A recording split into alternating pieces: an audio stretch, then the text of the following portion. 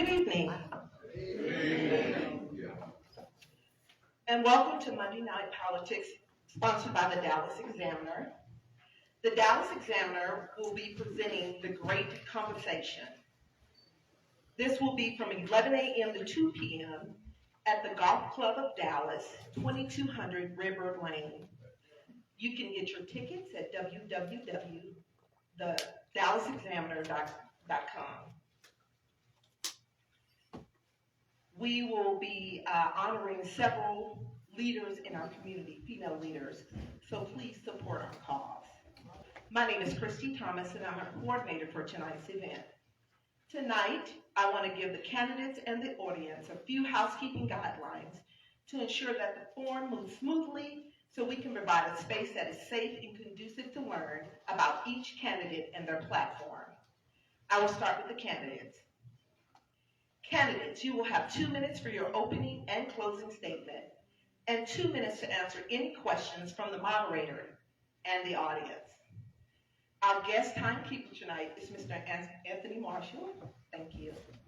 He will provide a placard to inform you of the time you have left to answer any questions given. Candidates, this time should not be spent talking about how you will implement your plan and goals for the seat if you're elected. Your time should not be spent talking about your opponent and their shortfalls or their issues. Please remain respectful throughout the forum and respect the space that has been donated to us for the purpose of educating our community on political candidates. Now to the audience. We're so thankful for your presence tonight. We ask that you formulate your questions where pertaining to all candidates. You will be allowed 1 minute to ask your question, and only one question can be asked to allow time for others in the audience to ask the question.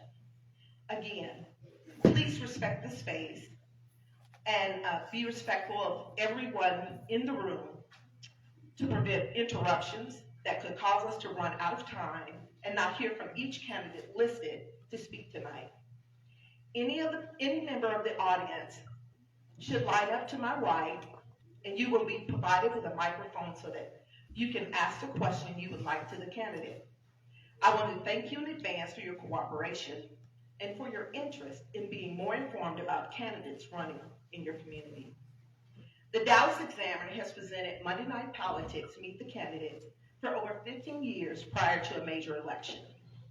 I want to stress that all candidates are invited through email invitation. These candidates are pulled from the official ballot from the city. The Dallas Examiner does not endorse candidates. We could not do this alone. Our sponsors are nonprofit organizations, too many to name, all Black sororities and fraternities, the NAAC chapters, the Links, and the African American Museum. Our moderator tonight is Christian O'Neill. She is very familiar with city government and our community. She holds a bachelor's of science degree in business administration and a master's in organization and strategy from the University of Texas at Dallas. She is a lead consultant and works with the Texas Association of African American Chamber of Commerce, where she is committed to community and economic empowerment. Lastly, please silence your phone, and video recording and pictures are prohibited for this event. On behalf of Molly Bell and the Dallas Examiner, we would like to thank you again for attending Monday Night Politics, Meet the Candidates. This forum is being streamed live, so you can find that on the Dallas Examiner Facebook page. Thank you.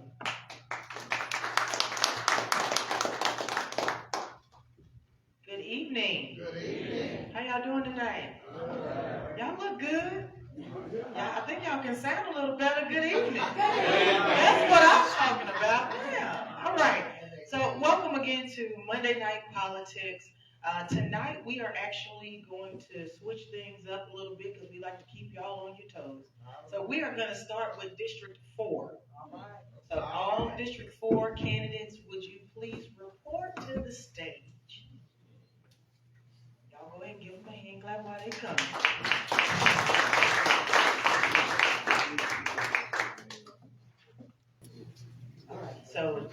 Each candidate will have 2 minutes for your opening remarks. And so, would you like to go first?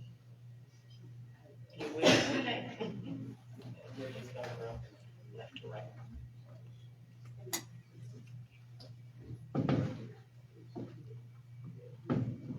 Hello. I'm Dr. AVIS Hardaman, and I'm running for Dallas City Council District 4. I am not a career politician. I'm a lifelong educator, a passionate blues singer, and a dedicated community advocate. Teaching is my profession. Music is my passion, and service is my calling. As a proud member of the National Council of Negro Women, I am committed to uplifting and empowering my community. I have spent most of my life in District 4. I went to Oliver Wendell Holmes Junior High. Hey, Dwayne. I was a cheerleader. Go, Dwayne, go. And South Oak Cliff High School.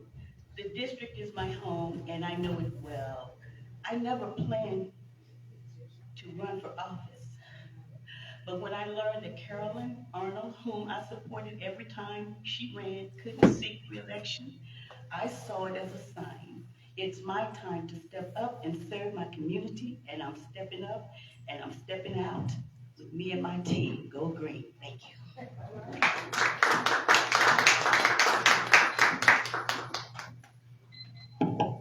Hello, my name is Pastor MAXIE Johnson. Served as school board Dallas IC trustee for 6 years. When I ran for school board, I promised safe learning environments, equitable resources, quality programs, and true transparency and accountability. We've made good on those promises. We've brought, as we advocated for our community, over $400 million worth of renovations in District 5 as school board trustee. The unique thing about District 4 sits in the heart of District 5, so I'm aware of the blight and the issues that we have concerning public safety. I'm running now for our City Council District 4. I'm promising 4 things: public safety, economic development, quality of life, and making sure our seniors know that they're the backbone of our community. I've seen the blight that we've experienced. We've heard the gunshots. We've seen things that have happened that we can't explain. I promise you that we will continue to work together, as we've done on the school board, to bring our community together. We're promising that we're going to fix these problems together. There's no silver bullet to this, but we're going to continue to work together as we move forward. My motto is building the community with the community. We've got a lot of things done. Notice I'm saying we. It wasn't me by myself. One person can't get this job done. It takes a community. And as we continue to work, we're going to see District 4 grow in areas that we've never seen them grow before. I'm asking you to vote for me to be your next council member, District 4. I'm number 2 on the ballot. Thank you so much. All right.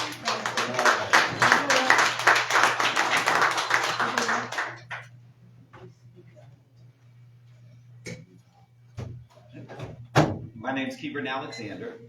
I am also a candidate for District 4 City Council.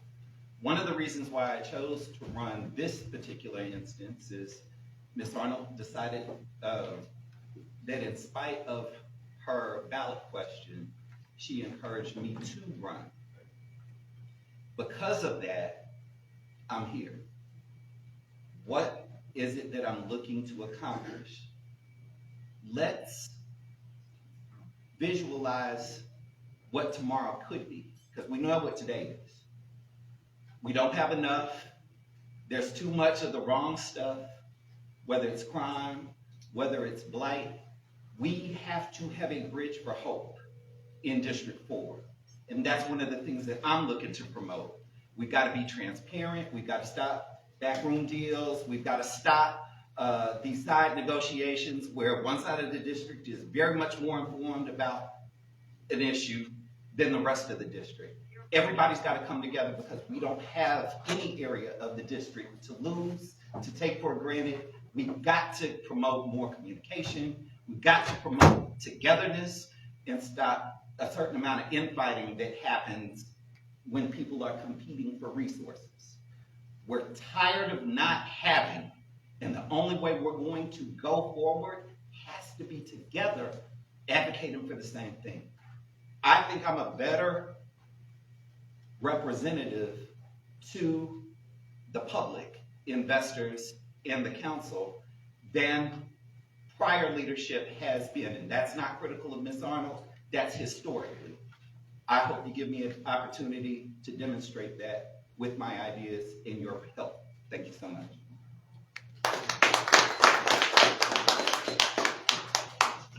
Thank you all for your opening statements. I'm going to jump right into it. One of the things that immediately came is public safety. And I would like for each of you, as a concerned citizen, to tell me what is your plan for public safety? What does that look like? How do we improve public safety in District 4? That's a question for all three, and KEBRAN, you can begin.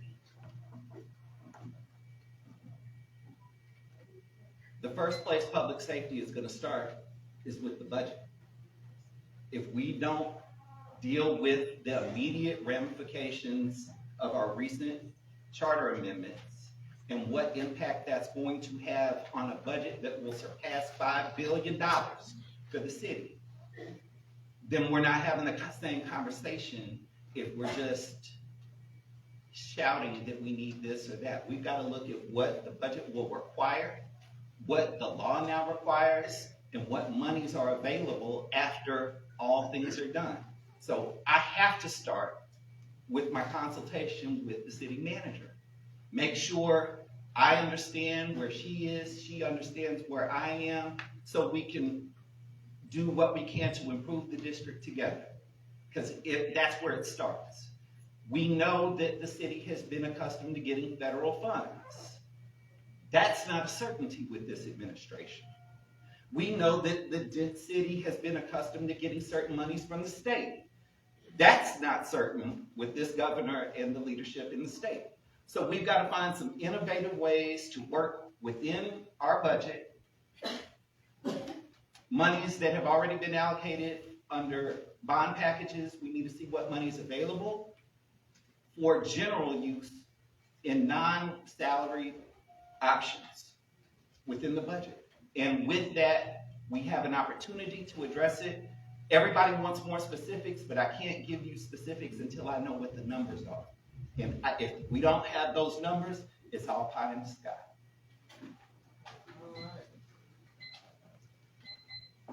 My plan is day one. When God blessed me to win this election, we're gonna sit down with the city manager. We're gonna ask for two things: a police station in District 4, and we're gonna ask for a code office in District 4, so we can fix the blight that we have in our community. And so we want that police station to be in the high crime areas that's in District 4. I sit on the school board. I sit on the school board for 6 years. I currently serve as the vice chair of the safety and security, Dr. Dallas ISD, for the board. I see the data that comes in. I've worked in the community. I work with many of you in this community, in this audience right now. I'm also asked that we bring those CBI programs back, those community violence interrupters programs. Those guys are boots on the ground that we've been working with to make sure that we're meeting the need. Why is public safety important? My son was killed in 2019 due to senseless gun violence. So public safety has been at the forefront of my platform. And I've seen many kids get killed, and we've gone to many communities, many of you in this audience together. So we're gonna make sure that we have a code office, a police station. We're gonna make sure that the community is involved, because involvement brings investment. We're gonna advocate for those CBI programs so we can continue to work together. Again, we're gonna build the community with the community. That's what I plan to do first day we get to the city hall.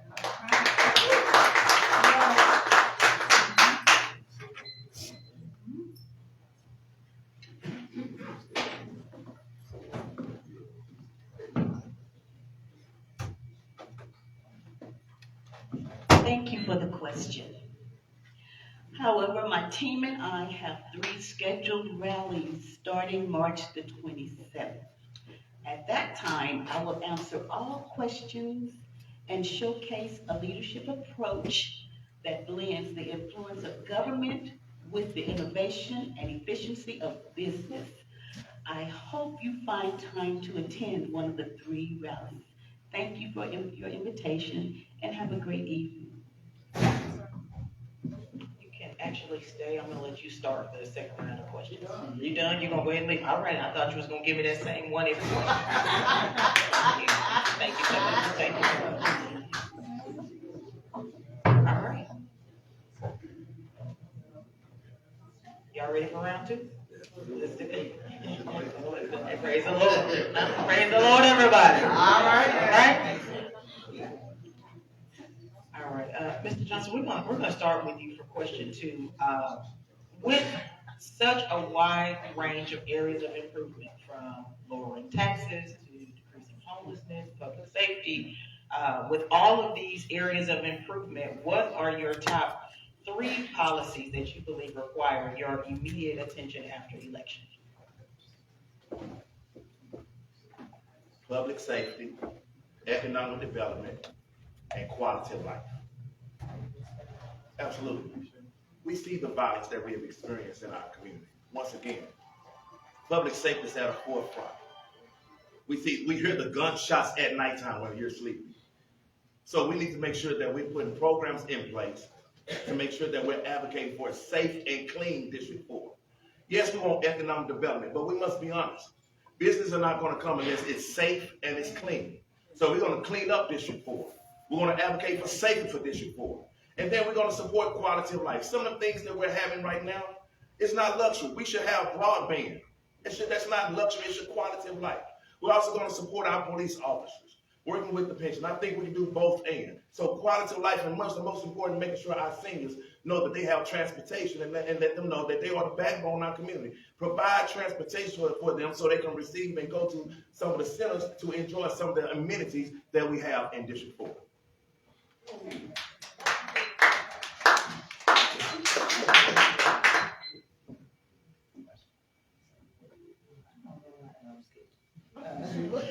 With a wide range of areas of improvement with throughout the district, what top 3 policy areas do you believe require your immediate attention after election, and expound on those 3 areas? I've lived in the district 49 years. The list of areas that need to be addressed are longer than Interstate 20. So there are no bad answers, but the real question is, what does the community, what does the district prioritize? That's what I'm tasked with. It's my job as city council rep to set a table for everybody who's interested in improving the district. That means I gotta bring residents, I have to bring community partners, I have to bring investors, and I gotta bring city staff to the table, and let's have the honest conversation about what can we get done that will make this district hope-filled for our kids, that will make the district secure for our seniors, and give everybody else a reason to want to be here. So, can we say quality of life? Absolutely. Can we say economic development? Yes. But what is it that we're talking about? Economic development is a topic that needs to be fleshed out. It's not just jobs. It's average workforce education level.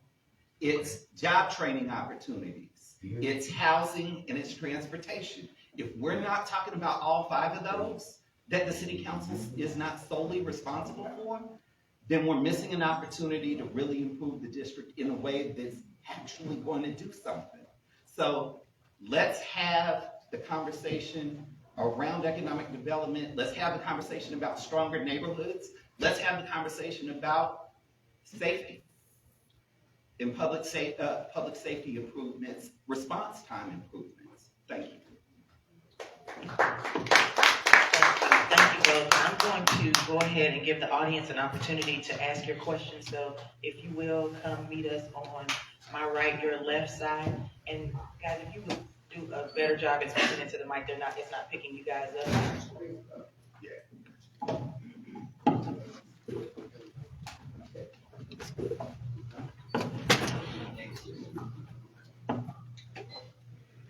Good evening. My name is Dr. Darren Reagan. I am a 66-year resident of Dallas.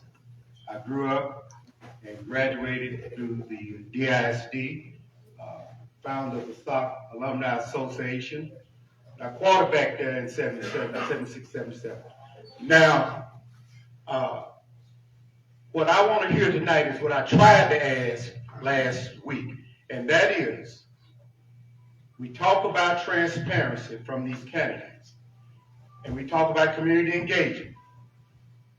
I want to understand, how do you engage and how do you reconcile engagement of the community, transparency, when there are, as we know, schools represents the institution, the heart of our community.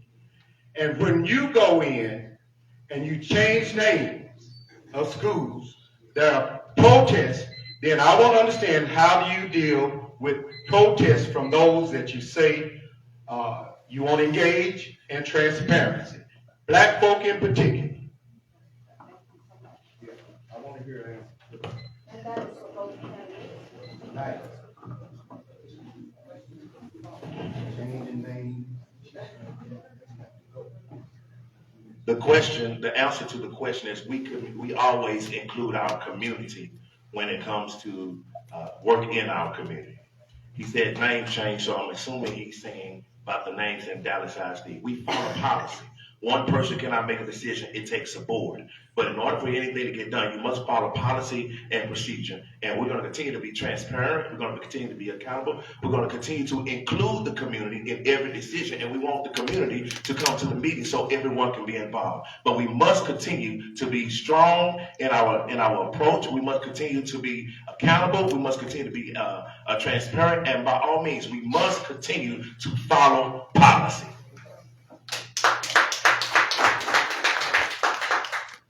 That's right, follow policy. Yes, you can see it. Excuse me. I'm sorry. I want to pause for a second. Please do not have any loud outbursts and disrespect anyone in this space. I'm sorry. You will have to leave this place. Now, we've already covered it with the Word of God, but I'm telling you, we're going to cover it another way when we get you out of here. You can't do that here. We will respect this space with everything in our being. We will hear from each candidate. I know there's a lot of emotions flying through here, but we won't allow that to happen here. You'll have to take that somewhere else. If we claim to be intelligent, let's act like we are. Thank you so much.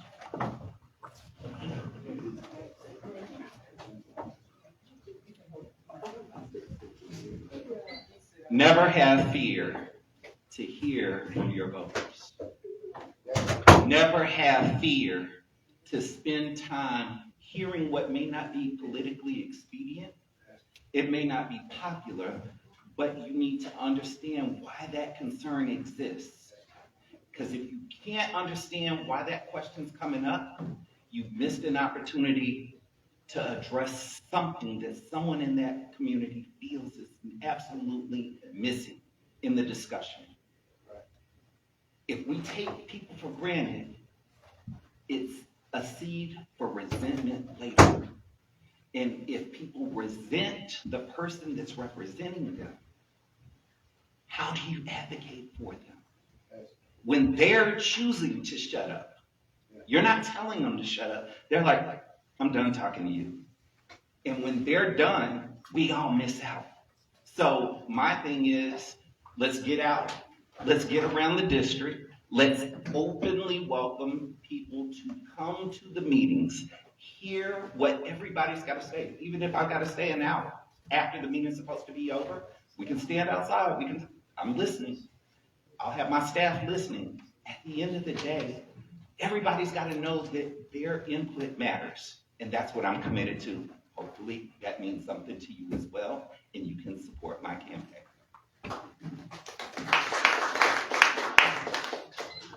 My question is about housing. The mayor made a statement at a conference last week that he thought that the private sector should be more responsible for housing than government. And since I've been here since 2006, I see this side of Dallas looks one way when it comes down to housing, and the other side of 30 looks totally opposite. And I like the candidates to address what they're going to do to try to make the housing more comparable on this side of 30 as opposed to the other side.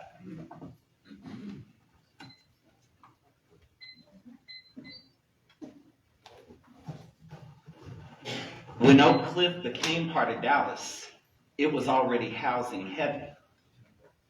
So the pockets where there were opportunities for apartments, the opportunities where there were opportunities for townhomes were relatively narrow because the individuals who owned the single family homes did not want to see their property values diminish. We've got to look at the housing mix that's available in District 4 and what's going to be appropriate given what's around it.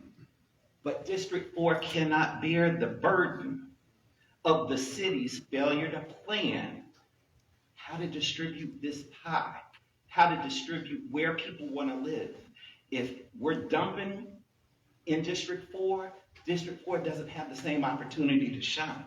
So we've got to right size, we've got to identify those housing elements and mixes that will work in different parts of the district, and what works in Cedar Crest may not work as well in Oak Park Estates. It may not work as well in Glen Oaks, but we've got to find what works appropriately for the location and have the community's buy-in for those projects, which means we've got to have an ongoing discussion.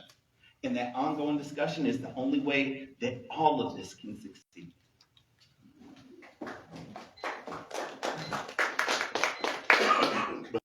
Leon, thank you for your question. We've been working on this since I've been on the school board. Why? Because in my district, I have 5,000 transient students. There are people that are struggling with housing. Right now, housing is very complicated because prices of housing are going up, but our checks are not going up.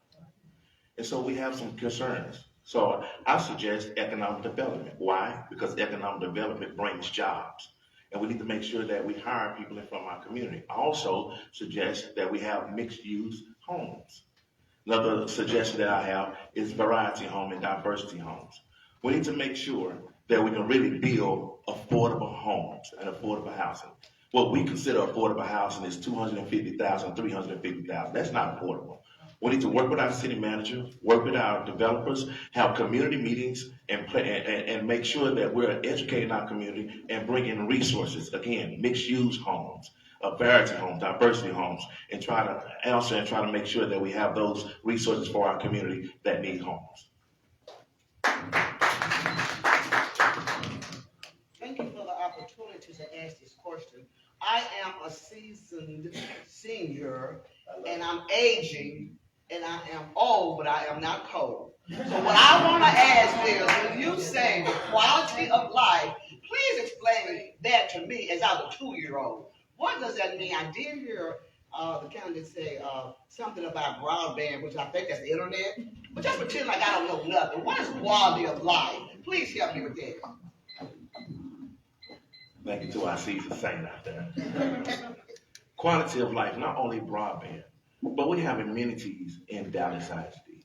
We have amenities in the city of Dallas. I said Dallas ISD because as a school board trustee, I've been able to work with our parents and work with our council members because my district is so vast. I have a relationship with our council members because they touch all of the districts. So we're working on making sure that we have transportation for our senior citizens so they can go to our centers and enjoy some of the arts programs that we have and enjoy some of the amenities and programs that we have in the city of Dallas. So providing those transportation, make sure that they understand that we provide those qualities of life that we all desire. So those are some of the things that I'm seeking for to make sure that we provide those resources to our community and our senior citizens.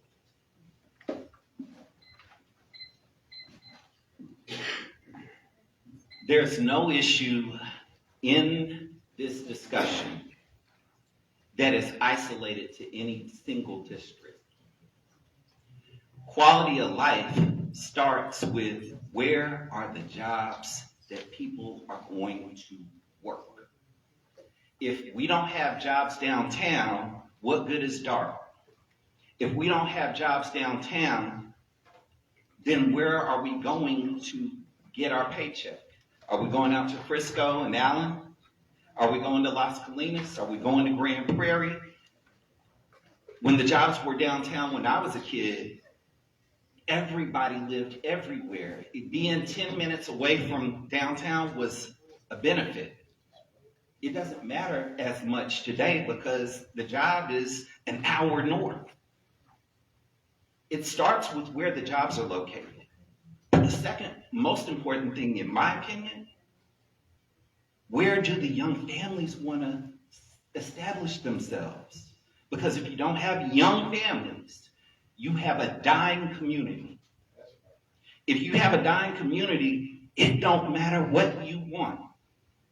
They're going to come with what we've got. We'll deliver to your home, but we won't set up shop in your neighborhood. We'll send a nurse to you, but there won't be a doctor 5 minutes away that you can have look at you when you're having a particular issue. So all of these things are related, but they're not the sexy conversation that people want to have. It's not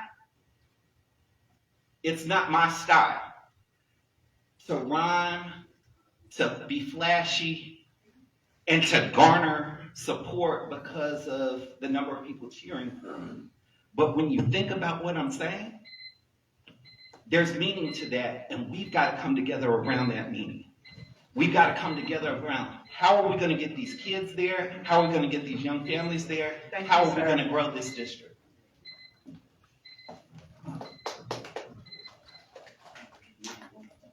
Good evening. My name is Sophia Graham, and I'm a member of the LG Kingston Alumni Association.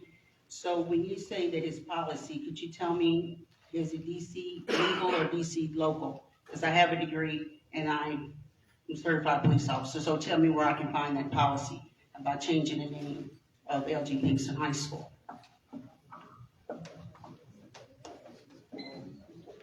That's a school board trustee question that I answer. It is CH policy and it's local policy. In order to change the name, we must provide a community service. The policy just states that we don't even have the community service, community meetings. I provide community meetings because I want to hear from our community and get their input, as I've always done. We've also got to follow policy. So it's policy CH local. You can look at that.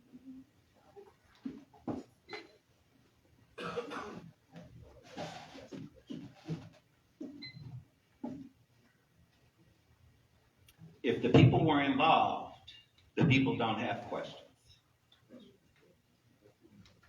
When you make decisions in the absence of community feedback, you get blowback. I don't run my operation that way. If I'm sitting down, whether I agree with you 100% or 0%, you have an audience with me. And I need to hear you respectfully, and I would like for you to hear me respectfully. We may disagree at the end of the day, but both of us will then know where we're coming from. I'll leave it there. Howdy, I'm Bill Betson from District 3, and I'm glad I'm there because you're both friends and I wanted to make a decision. District 4. I've been very involved in, like many of y'all in this room, in the single member council district battle we had in the 70s and 80s. Well, we thought we won it in 91, and myself, like most people, did not notice they set up 4 districts that were long, thin weenies that required a lot of campaign funds to get you elected. So the rich white folk in the north side of town could control our elections too much and just give the money to whoever they wanted to win.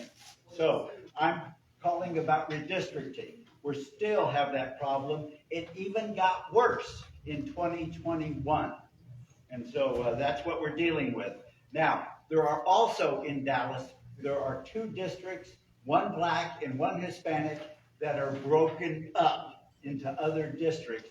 So a black person cannot be elected, and that happened in 91, it continues till today. And so a Hispanic person cannot be elected. We've got to stop that. That's bad gerrymandering from the start. So, and we've got to have compact districts. We don't have them. Just look at District 2. Anybody, that's ridiculous, District 2. Anyhow, will you, each one of you, in the redistricting that happens in 31, if you're still in office, and hopefully you are, will you support compact districts everywhere in Dallas, especially on our side of town, like District 4? Y'all are compact. So we need all of our districts to be compact. Will you support that?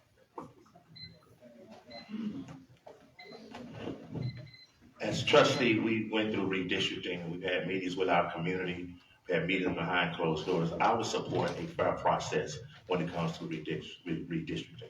I know it's very complicated. I know we have a lot of gerrymandering that has been going on, but Bill, I would support a very fair process when it comes to redistricting, as I did when they had the last time in Dallas Street. And I want to address something more that was said earlier. We follow policy. I always have community meetings. And when we have those community meetings, we expect everyone to come. Some people do not come, and the ones that do not come sometimes get a little irritated by the solutions and projects that we've done. I have many people in this audience that can testify and that can vouch that we always have community meetings when it comes to problems or when it comes to projects, including namely in Dallas ISD. So we're going to continue to have those community meetings. We're going to continue to have a fair process, and we're going to continue to follow policy. But that's the answer to your question. I will support a fair process.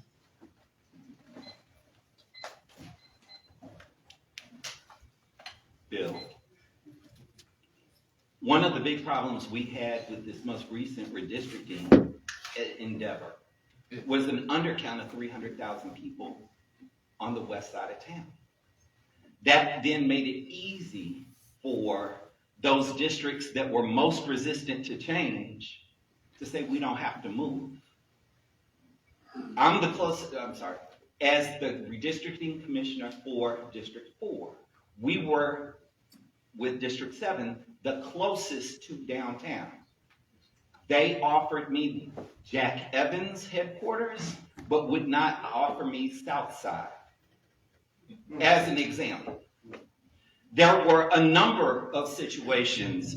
Elm Thicket North Park, they wanted to divide up because that met some needs for them. They wanted to have District 7 split 9 ways to Sunday in order to reduce the minority representation on the council. And sometimes maintaining is better than winning, because whatever we were trying to do as redistricting commissioners, the minority members of the commission were going to be opposed the minute that we started hitting sweet spots that were reliably Anglo, reliably affluent, and they wanted to stop the encroachment of color in certain parts of the city.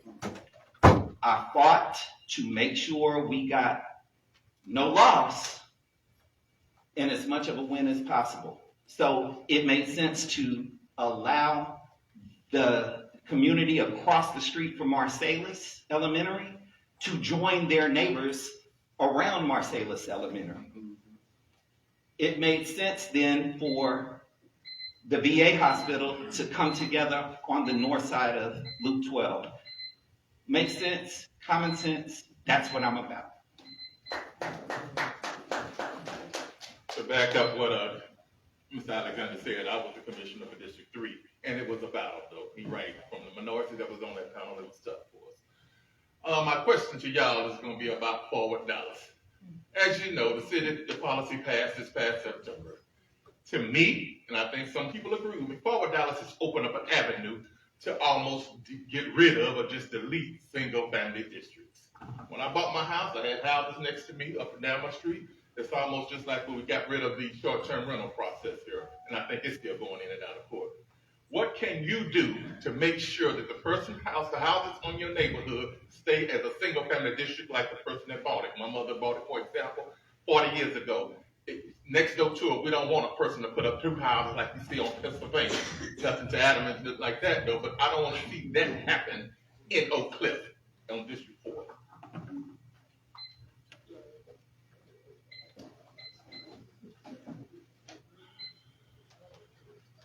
There's nothing that happens in this city that we don't have an opportunity to be educated about. That's why attending these planning meetings, these zoning meetings, the council meetings are important, because when we stay away, they're making decisions that are going to impact us. To answer your question directly, I think that we have to insist that zoning for single-family residences remains as is. I don't want to have an apartment building next door to my mother's house in the same way that you wouldn't. I wouldn't want an oil derrick next to my mother's house.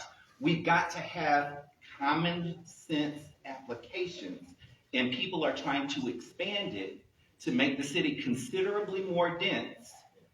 And we don't have the infrastructure to support that density. You cannot build a 4-story home in a single-family residence area and then deal with all those cars, and you want to get rid of the parking requirements, and then expect everybody in the neighborhood to still be happy when they don't have a place to park when they come home from work. We don't want many mansions that are 4 stories high when we're on single-level homes. It makes sense, but we have to show up when it's time for that issue to be determined. And we have been taught, don't worry about it, I got it. Don't worry about it, I got it. And then they don't have it, and then it's imposed upon us. Let's fight together, but we've got to be united when we go. What we need to do is continue to protect, to preserve our single-family neighborhoods. I agree with Brother Keith. We need to show up to these planning and zoning meetings. But also, we need to make sure that we're educating our community on what's going on and what's about to happen. That's why our community meetings come in, making sure that we're having those meetings and being transparent with those processes when we know something is getting ready to happen. And don't wait until it happens. Have the meetings and educate our community at the infancy of these projects. So I too see those $400,000 homes next to a $40,000, $60,000 home. That's a problem because it drives the taxes up. And so, again, those are some things that we have been advocating against. I've been very clear about that we're going to protect and preserve our single-family residents.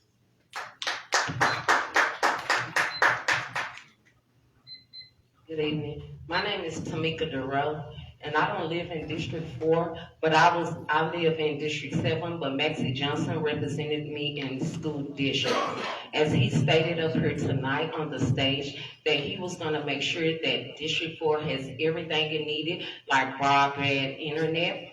But I have been trying to get Johnson to get the school buses, the electric school buses to Joplin. I'm gonna get to my question. Okay, my question is, he said he was gonna bring stuff to District 4. As a city council member, are you gonna fight for environmental racism and to bring environmental infrastructure to District 4? Because clearly you did not do it as a school trustee. That part. And I got emails. We're going to continue to advocate. Go ahead, I'm sorry. Yeah, let me say this. Any questions that you ask, both candidates must ask the question.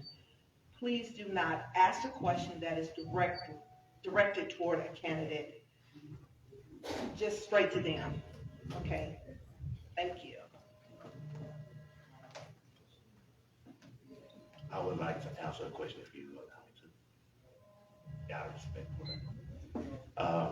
We're going to continue to advocate for resources in our community. What you're saying, the buses that we had, is again, this is a Dallas ISD question.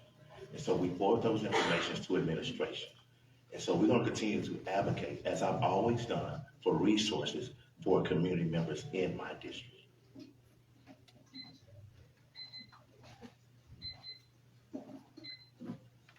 Y'all want the truth? Yes.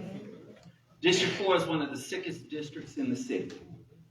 You want to talk about asthma? District 4. You want to talk about high blood pressure and high diabetes rates? District 4. You want to talk about #1 area for undiagnosed stage 4 breast cancer? District 4. And every time the wind blows, when we got those trees that fall, nobody's replacing them. I went out with other groups, and we planted trees along Sainer, along Beckley, over to Marsalis, to try to add to the foliage that exists in the district. Wasn't popular, wasn't sexy, but guess what? Those trees grow.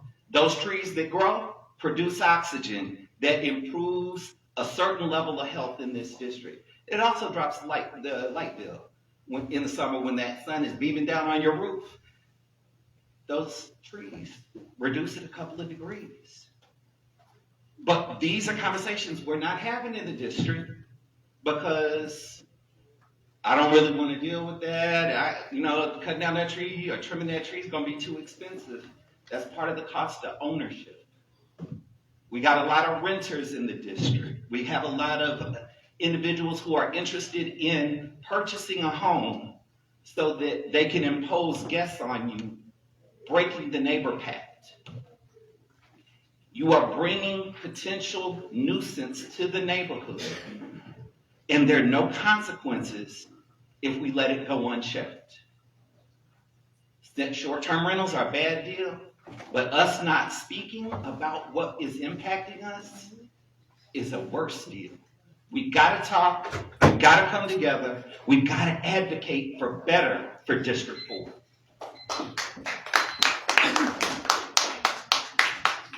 Thank you. Michael King, President, Cedar Crest, Conservation Neighborhood. Also a former park board member for the City of Dallas. When our part of District 4 was in District 7 under Mr. Chang, Charlotte Mays back then. Like when it comes to economic development, our core economic engine in District 4 is on Langston Road, the big hospital. That's all they would have that in the middle of District 4. Now, looking at retail development, I'm in conversation with the Lightspeed Shopping Center people, Glendale Shopping Center, Deer Pad. Our retail infrastructure is totally, it's over 50, since the 50s. You go by places, they still outgraded. It's just kind of ridiculous. And also been working with the Dallas Public Works, all these potholes of the district. So they're tired down here. I called 311. I'm sure my name all over their list. It's just really ridiculous. It's all the potholes. You fix it one day, next day they tow up again. So I just jumped all over city staff. I sure did. It don't make no sense. But as council member District 4, give your ideas about economic development. What's really gonna come in? I know our economic engine right now is the VA hospital. With the current administration now, we'll know if we'll be up there next. We don't know. But that's the only engine we have in District 4 is economic development in District 4. And my question is about what's your idea for the economic development and for our retail development in District 4? Mike, thank you for your question. When you're looking at Lancaster Keys Corridor, that's a jewel in our community. We used to have our own mall there. We used to have our own shop. A bowling alley is still there. What I suggest in economic development is we go through there and change it and make some office space, administrative office spaces there, where we can bring where our community can work in the area where they live. We also have the deck park that's coming. The deck park is getting ready to bring so much economic development to our community. And that's going to increase jobs. And so I'm supporting of that. We have the zoo there. So we have so many opportunities in District 4. If you go down Cedar Crest all the way to the 11th Street, so much land that we can bring economic development in that area, working with the community, getting the ideas from the community, then going back and working with the city manager and letting the city manager and administration know what we're doing and what we want in District 4. So we're going to have those meetings. We're going to look at those areas, the Lancaster Keys Corridor, the Cedar Crest Corridor. We're going to clean up those areas like Dirt Path because we do have the land. We do have the infrastructure. We just need to clean up the infrastructure so we can have those economic development opportunities in District 4. But once again, we see that we have the deck park. That's going to be a major project in District 4 that's going to help bring jobs concerning economic development. Excuse me, if you would allow these people who are standing to sit down, if you would come out so that these people can have a seat. As we look at economic development in District 4, Lancaster is the big prize. It's the low-hanging fruit. That's where everybody knows we need to have development. But the neglect that's taken place is going to require heavier lifting in order to get the individuals the investment that we want to see. But that's also got to happen at Village Fair. That's also got to happen along Illinois. That's also got to happen along Hampton. That's got to happen at 67 and Polk. So there's no limit on areas that need economic development attention, where are the masons coming from? The people who are gonna repair the brick on the homes that are deteriorating? Where are the networking individuals that are gonna lay the cords, set up your local area networks and other things? Where are they gonna be trained? In the district, to then get jobs in the district. VA offers a wonderful opportunity if we had a nursing program that was feeding the future nurses of VA, but we don't have that today. This is not just about jobs. We can't talk about the payoff without the work that goes into getting the payoff. Average income in the district as of 2023 was roughly $44,000. Average age in 2023 in the district was 33. $42,000 average income for a 33-year-old in a $400,000 home. Make that make sense. So we want to talk about a grocery store. We have to have a different narrative as to why that grocery store is necessary. But you're not going to get a diamond in the middle of a mud pool. You got to provide fertile ground for the things that you want to exist in the district, and that comes with heavy work that the district needs to get behind. I'm Dwayne Caraway, the former mayor and mayor pro tem of this city, and also the District 4 representative that did a hell of a lot of work. I want to ask you both a question, and Michael, thank you, because that's kind of where I was going. I want to know specifically what is going to take place, because you cannot sit down at City Hall and resolve the very things that you both are talking about, and then you can do it behind the desk. You have to get out there in it. I want to know specifically, what are you all going to do about Loop 12 behind the auto zone across from Sweet Georgia Brown, all those people hanging out at that shopping center there? I want to know what's going to happen at Deer Pass Shopping Center, where everybody is hanging out, and there ain't no jobs over there, so we can't get up there and say jobs because the people already got the corner grocery store, so we can't take them from them. Okay? I want to know what's going to happen on Marcellus at Sana, where all those people are hanging out, doing nothing. I want to know, Dr. Edwards, because you're the only doctor in here, I want to know what's going on at Glendale Shopping Center with everybody that's hanging out, time saver, that got their beer and wine license somehow illegally and got them, with schools all around that. And also Langston Key Shopping Center, as we have talked about. That's my question. I want to know what we're going to do with the police for them folks down there right now on Martin Luther King, at Martin Luther King at the foot of the bridge, that's hanging out right there with lawn chairs, ice chests, and everything else every day. And they're hanging out right this minute.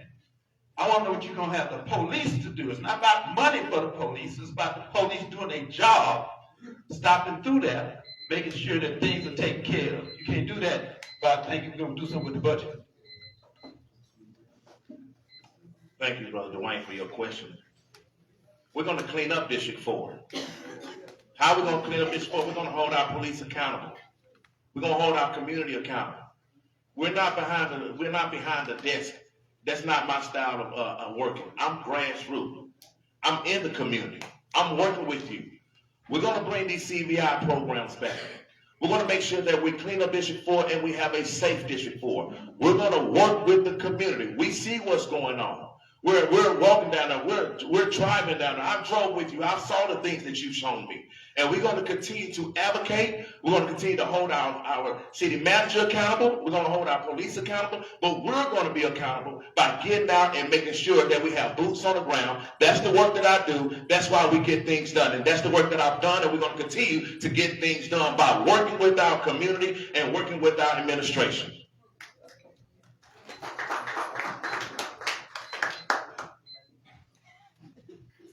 It's It's a new day in Dallas. the budget won't allow things to go the way they've gone in the past because of the charter amendments. To say anything else is irresponsible.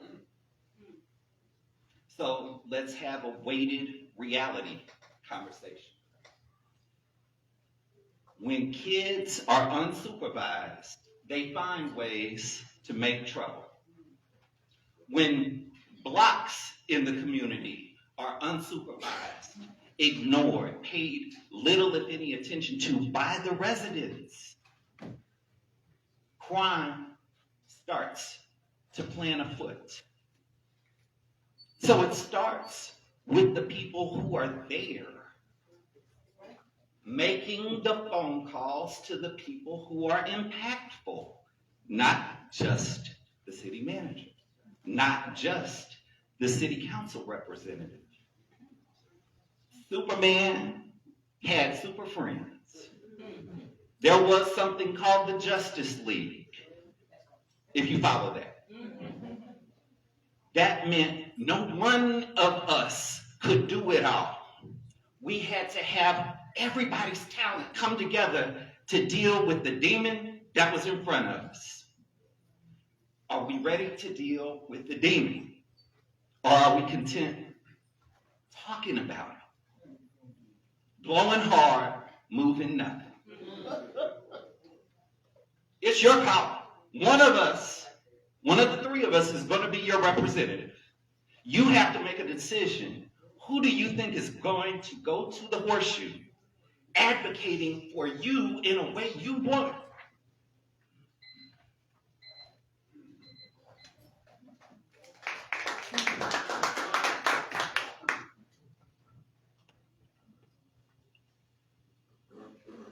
Good evening, gentlemen. My question is not going to be too hard. I just want to know, how much fight do you have in you? Those days of politics as usual is dead. What we're seeing is profits and politics over people. And the system that North Dallas created is working perfectly south of 30. So all these people in this room that look like us, all they really hearing is blah, blah, blah, blah, blah, blah, blah, blah, blah, because ain't nothing been done over the years. So I want to know, my question is, how much hell are you willing to raise to get things done?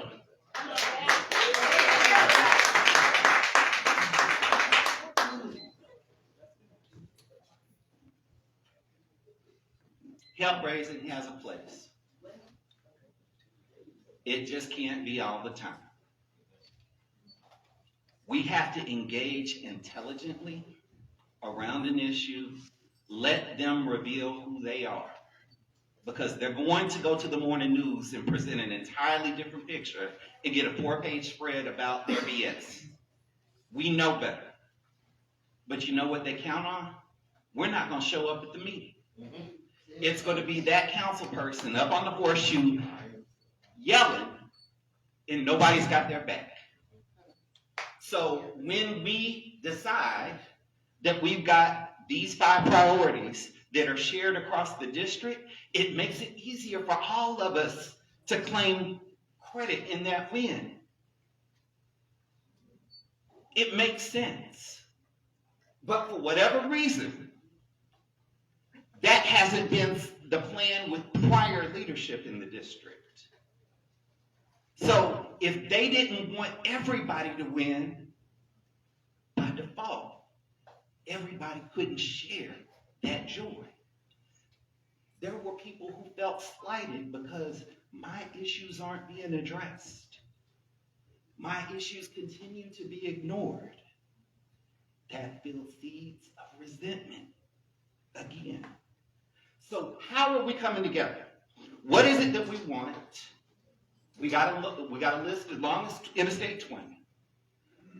What goes first? What goes second? What goes third? Committees across the district, residents across the district fill in those committees, regardless of how close they might be to me, or they might be to Councilwoman Arnold, or might be to Mr. Caraway. If you got good ideas, I need you. Because we've got to figure out how to move this district forward now.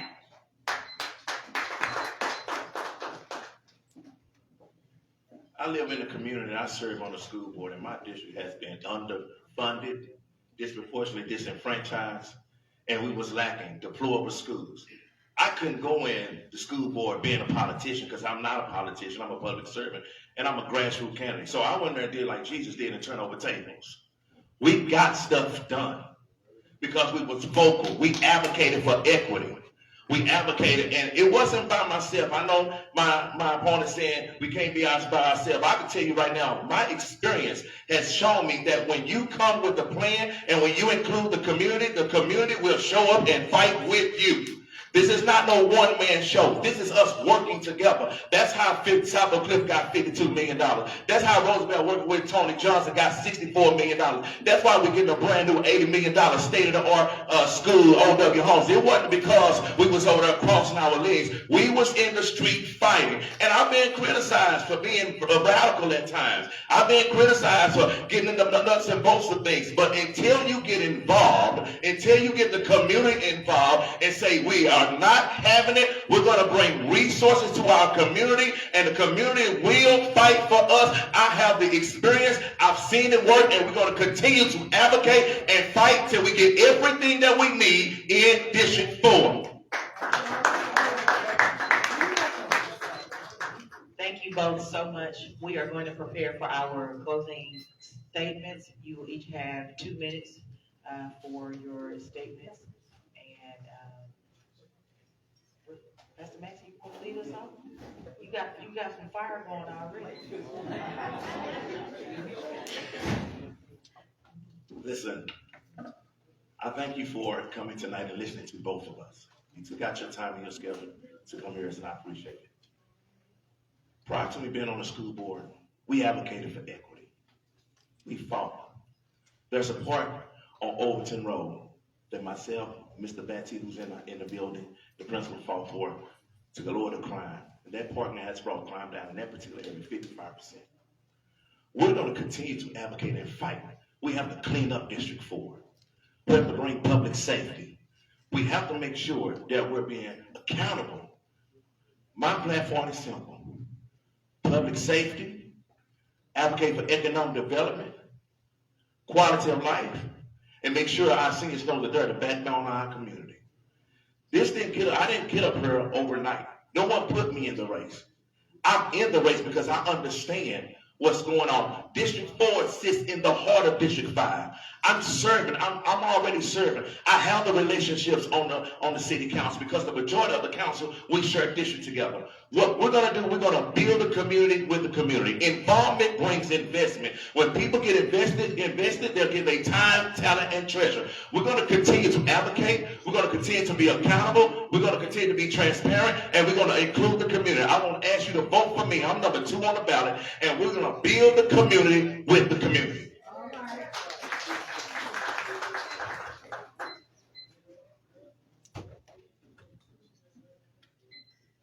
Allow me to use an analogy. You got a long day planned. You're not going to get home at your usual time. You grab a banana, you grab an orange, you grab an apple, something to get your day started. Skip lunch, miss your usual dinner time. It's 8:30. And you've got one of 3 options that's presented to you. Package of cheese and crackers for dinner, a to-go container, or a dinner plate with silverware and glass to drink out of. The cheese and crackers represents failed opportunities of prior leadership. I got it. This is the best I could do. You don't need to worry about that. I got all that. But we don't deliver the results that are needed in the moment. The to-go containers are obligatory spending. When the fire department can't function out of the fire station, we got to spend money on the improvements to the fire station. When Oliver Wendell Homes needs structural improvement to the point where you have to raise the whole building, there was an ongoing problem. It didn't show up overnight. And that obligatory spending is transactional, one-time money But when you get that dinner plate, you need some more? Go ahead in the kitchen. There's plenty more. Get whatever you need. Sit down. We want to continue this conversation because that initial development and the faith that is the result of investment, working with the community, and everybody has buy-in, that buys the second development, and third development, and fourth development when it's done correctly. I'm not transactional. I'm not here to garner favor with certain people so I can get something in return. I'm here to negotiate for the district, and that's who I'm accountable to. Thank you. Thank you. Thank you. Y'all, can y'all please give our candidates a round of applause? Thank you so much. Y'all can look at the stage.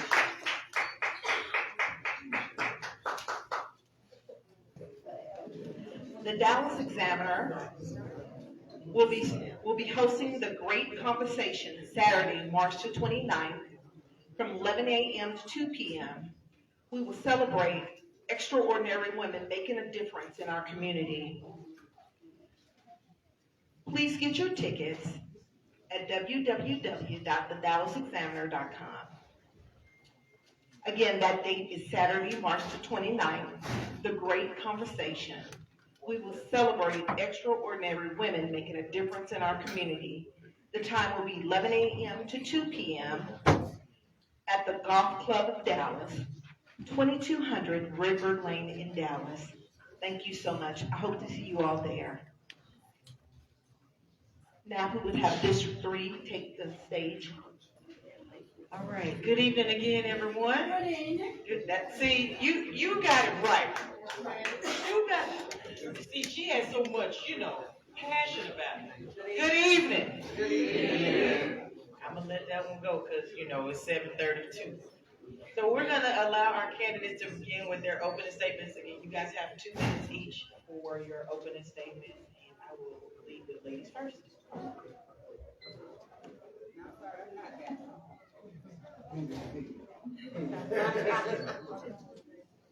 Good evening again. My name is Dr. Jessica LIGHTBOURNE, and I am running for District 3 City Council here in Dallas. I am a wife, I am a mother, I'm an educator of over 2 decades. I am also your neighbor, first and foremost. I'm running for this district, for this seat, because I know the pain and the struggles that have gone on in our district. I am running because my neighbors, my family, my friends knocked on my door and said, we need leadership. We need transparency. We need expertise. We need experience. And I stepped up to the plate. I am bringing the light to District 3. As I just mentioned, I know the pain and struggle. And my job here tonight and my job on May 4th will not be to rehash issues that we have suffered through. I have 4 points that I am going to address tonight. It is going to be crime reduction, access to home ownership, economic opportunities as far as workforce development, and access to your council and to your staffers. For those of you who know me in this room, the one thing you know, you can text and call me or email me and I will answer every single time. I am bringing the light to District 3. I am providing a vision, and I am the only one on this stage with a master plan to see us through. Thank you.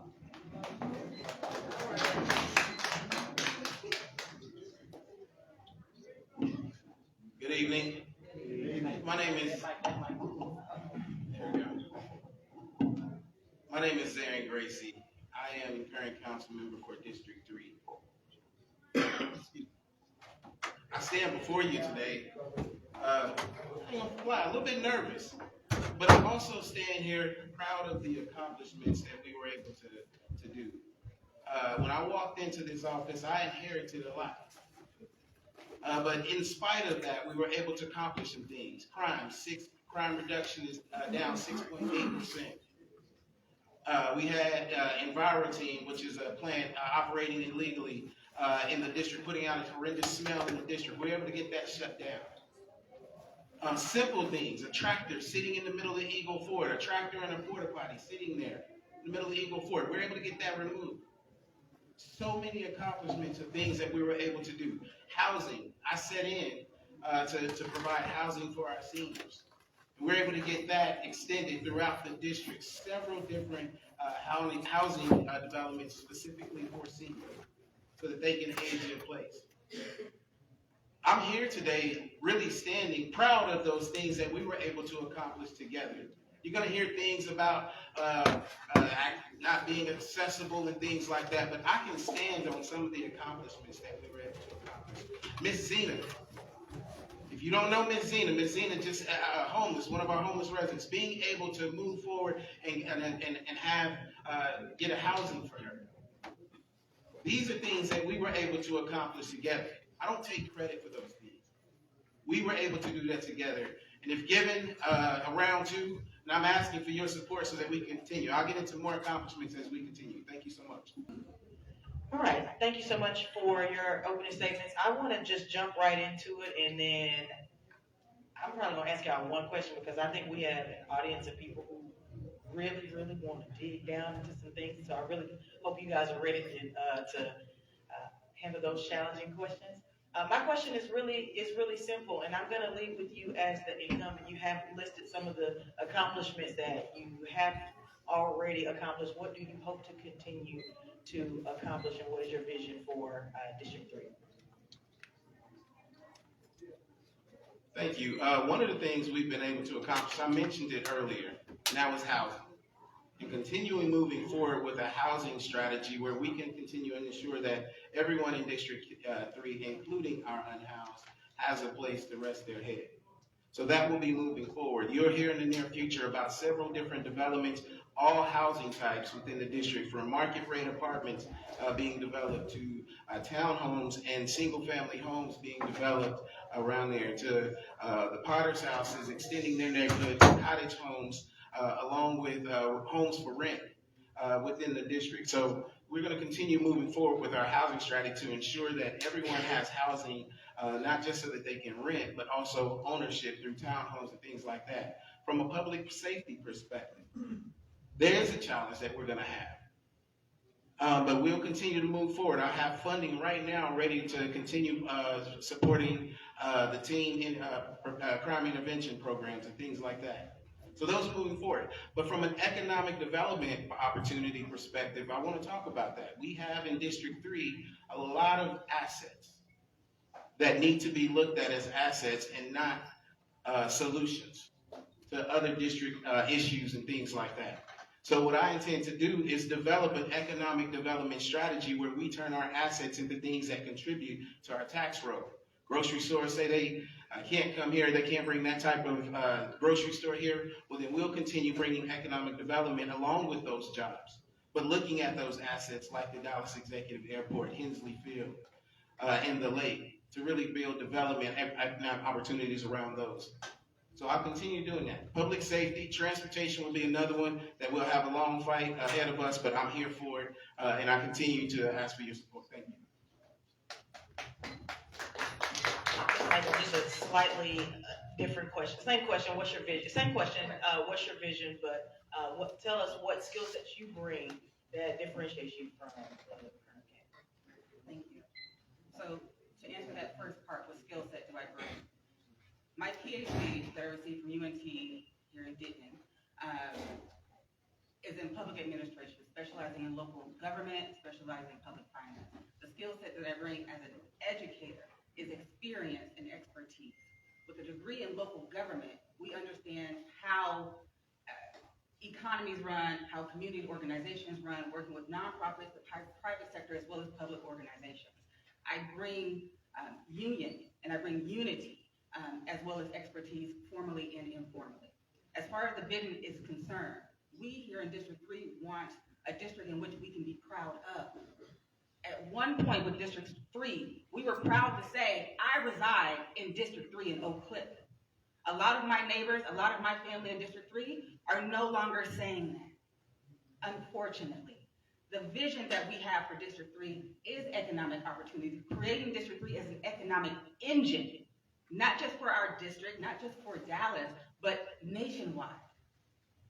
We are instilling pride back into our district. We are instilling better education in our district. As an educator, that is important. We are instilling workforce development and programs in our district because we cannot bring economic development into our district if we are not training our young adults and even equipping our seniors with the right skill sets. We are working with nonprofits such as ZARIN Wesley Home Outreach Community Center in order to bring those things into fruition. So our vision for District 3, and I've worked with many of you in this room on this vision, is to see District 3 as, again, a model for our nation. Thank you. And Ms. Christie, I told a story. I'm gonna ask one more question, okay? I told just a little bitty story, but I do have one more question. I want to hear from each of you your boots on the ground first 90 days. You know, I think that there is a lot of rhetoric, and we want to believe you. What does boots on the ground look like for each of you in your first 90 days? If you're elected? And I'll leave it. Well, since I'm elected, what I'll do is continue moving forward. When you talk about the first 90 days, you have a lot of issues standing before us. When I first got elected, we had a plan, but then you also had bond program, you had pension issues, you had budget, you had all of these things that come up front. So first 90 days, we're going to now be looking at this DART situation and understanding how that's going to impact Southern Dallas and our riders. In addition to that, I told you we've already started having some momentum moving towards our housing and economic development strategy. I'm currently, if you haven't seen, we're moving forward with having a public improvement district that's going to go down Camp Wisdom from Cockrell Hill all the way to 67. That's already happening. We're a few signatures away from having that in place. In addition to that, I'm trying to think, we're having conversations about the Dallas Executive Airport and what that means for the FIFA World Cup, international flights coming in through there, and potentially using that as a foundation to create a tax increment finance district. From there, all the way through our warehouse district. So when we talk about these different housing strategies and all of that, we're talking about making sure that we can build the infrastructure where we don't have to worry about a mega house being built next door to you, or townhomes being built next to you, or whatever those duplexes and all of those built, because we know we have the space to do it. So again, it's in identifying those areas of opportunity and directing those developers when they come knocking on the door, directing them to those areas where those opportunities exist. So that first 90 days is going to be about marketing the district and talking about what the future has in store for District 3. Thank you. So in the first 90 days, the first thing we have to do is, again, understand the culture of our district and reestablish that pride back in our district. One of the top things that we've noticed already with our district is the number of vacancies that we have on boards and commissions. The first thing that we need to do is remove those who are ineffective, who are allegedly representing us, and then inform and educate and train others to serve on our boards to properly educate, to properly advocate on our behalf. A lot of times when I served on the Housing Finance Corporation Board in 2021 up until 2023, a lot of our peers, whether they weren't filling the seats, council members that is, they weren't educated on these issues. Now, as a housing finance scholar and expert, I can tell you right now, educating people is not hard. They want to be informed, they want to serve. So the first 90 days, we have to start educating our community and filling these seats and removing those who are ineffective in these positions. Sorry, I didn't know how much time I had. The second thing that we need to do is look at some of these policies that were recently approved and modifying them in order to say there are restrictions to short-term rentals. Understand with affordable housing and the Ford Dallas plan, these are steps in the right direction if done properly. I did something similar in San Antonio, but there are certain restrictions that were left out, especially around zoning and inclusionary zoning and things of that nature. There were certain things that were left out that can be incorporated. One other thing that I'm going to say is community involvement and community engagement. We have to restore trust in our community. There should be no discussions at any council or at any board without representation from our community. That should be a policy. And that's all I have to say with regards to the first 90 days. Thank you both so much. Okay, now I'm not telling no more stories. If you have any questions, please meet me on my right, your left.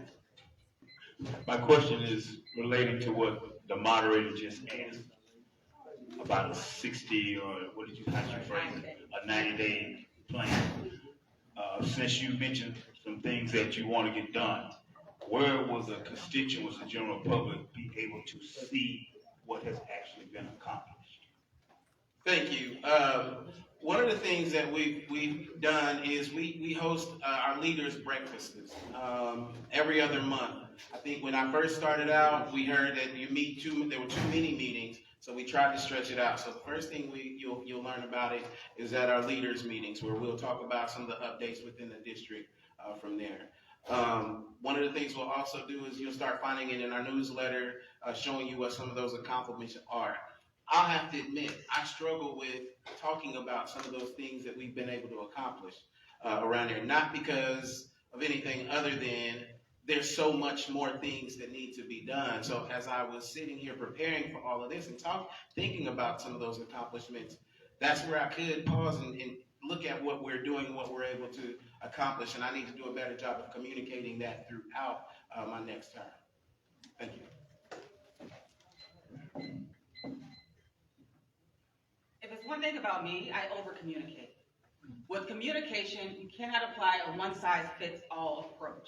We have to use digital media, not just social media, but dashboards as well. It should be visible on our district website, where we shouldn't have to search through the City of Dallas website to find something. It should be right there for our residents to be able to access. Yes, newsletters are great, emails are great, but if you're like many of us in this room, a lot of times we don't have that kind of time and commitment to constantly check our emails to keep abreast or updated with what's going on.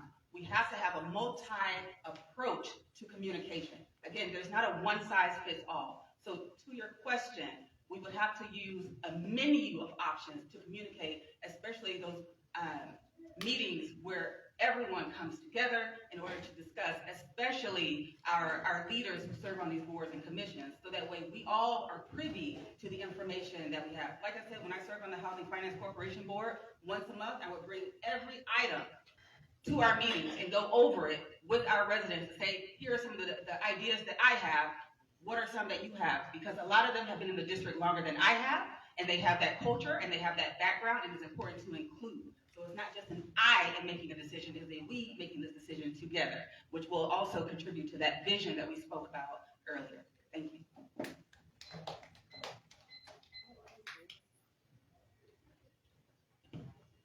Good evening. Now we're in the district I live in. I did my mother dirty, okay? Now, when it comes to District 3, there's two things. In respect for Councilman GRACEY, he inherited a lot of this, and I know that because go back to redistricting, Independence Street, I'm speaking of homeless, was supposed to be in District 8, but when we revised it, just like KEBRAN said earlier, they want to give me Chauncey Village where it's crime and Gannon Street where it's crime, but wouldn't give me Redbird Mall when we reached District 3. So a lot of stuff he inherited, and it takes time. But my question to y'all, 29's Hampton, which is, I know we're tired of hearing about it, but I want to see what's the plan, and with Independence, what's the plan?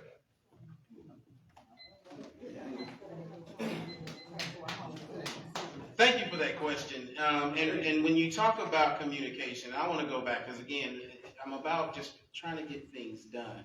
But that Hampton Hospital is a perfect example of what communication looks like. That was a big deal. How that hospital was purchased was not right, and it was communicated poorly.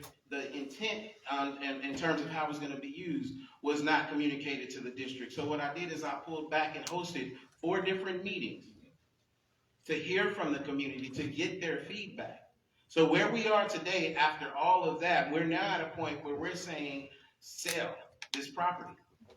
And we're trying to move forward with selling that property. Again, it's been one of those fights where I go to the housing meetings. You don't necessarily get an opportunity to speak at these housing committee meetings, but showing up, sending emails like you've been doing helps us move this forward so that we can move forward. So the long story short, the plan is moving that forward. We're moving forward now with a request for information to show that there is an interest in actually buying the property. That's number one. Again, you talk about how do you market your district. I've shown that property myself at least 4 times to developers. For deed restriction? with the restrictions right now, we're just trying to show that there's an interest. And then moving forward with the housing availability. With 29, with the Independence property that I inherited, I'll say this, I'm really excited. I'm probably got about 30 seconds left over there. But Independence property, what you have happening over there, in addition to the public improvement district that's happening all the way down there, you already have housing that's happening right there. And you have a temporary basketball court. But Independence property, I'm looking to do a combination of permanent supportive housing and public facilities corporation. City already owns it, you can put it together. The problem you have when you look at housing and what it looks like over there are those people are living in motels. They don't qualify for permanent supportive housing because they have a roof. So this puts it together so we don't have to misplace people. Thank you. That's an excellent question. First and foremost, thank you for asking. Thank you for asking that. With 2929 Southampton, the answer is not to sell. As I mentioned in the very beginning, our goal is to bring the light to District 3. We are not going to be limited to two options, whether to have something that the community did not have a buy-in on, or just sell it and let it be someone else's problem. We all inherit problems in our everyday lives.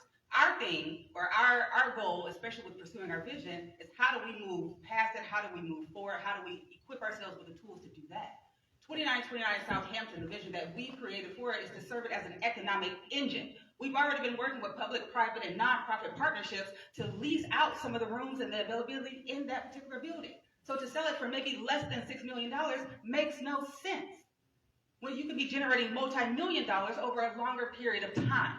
But having those alternatives to bring others into the conversation, as opposed to selling it for a one-time buyout to say, well, we got rid of something that was a problem, is absurd. As far as Independence is concerned, there are options and ideas for that as well. Creating it with regards to our VA. If anybody's ever been to our VA, I don't know if we have any veterans in here, our VA hospitals. There's a huge need, and a lot of times the wait is hours at a time where people are there all day. So there's plenty of opportunities where we're still serving our homeless veterans with that building, or even creating a community outreach center for our youth and young adults, as well as our seniors, with intergenerational knowledge and wealth in that situation.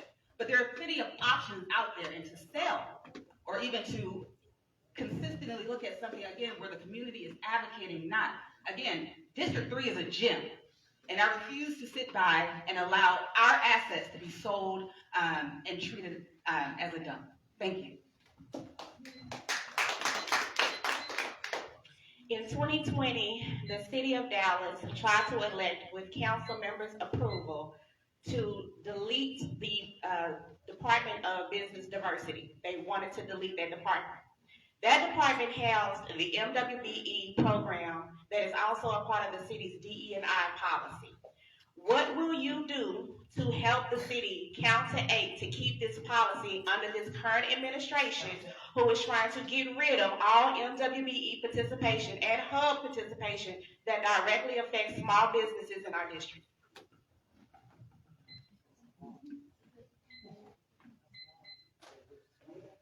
As you know, I used to run the Office of Business Diversity.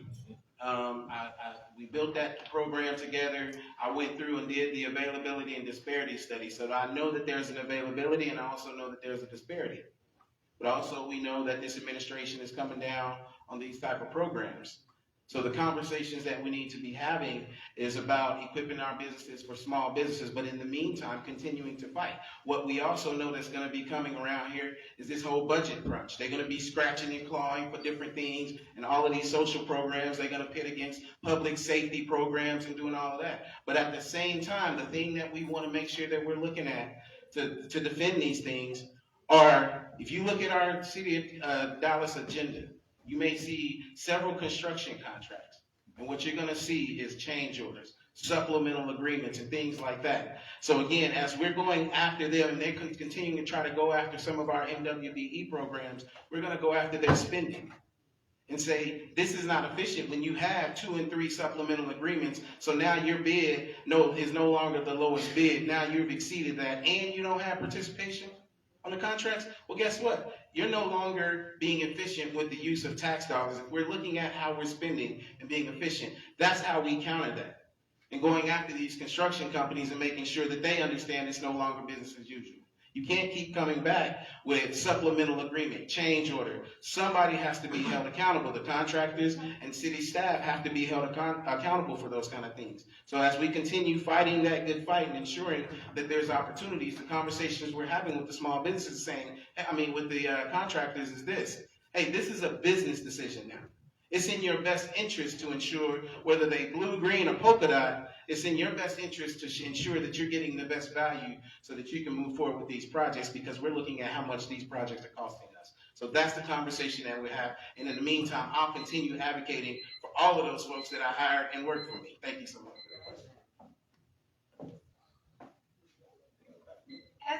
As a small business owner myself, utilizing a lot of the resources that the city of Dallas has graciously provided, I will say the first thing with that is to, again, look at how we are defining our business diversity, business equity. At the end of the day, it's just business.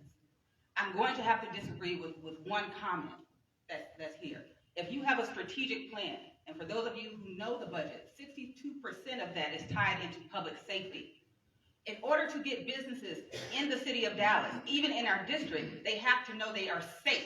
People have to know they are safe.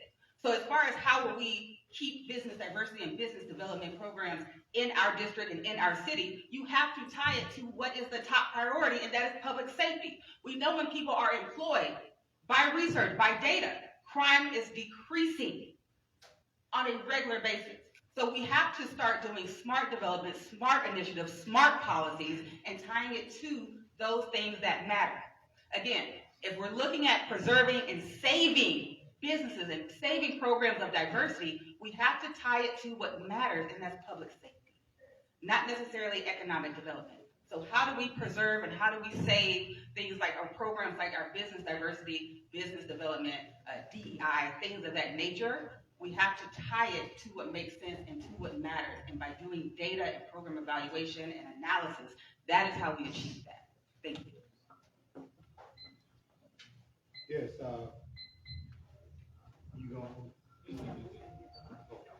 I want to first of all bring to your attention, and then hopefully you will take note of this, because this is an alternative source of much of the problems that we experience here in this city by way of budget fall, budget reduction, etc. But I'd like to hear about a master plan for District 3. Is there a master plan? Secondly, but most importantly, when we talk about developing out our community economically,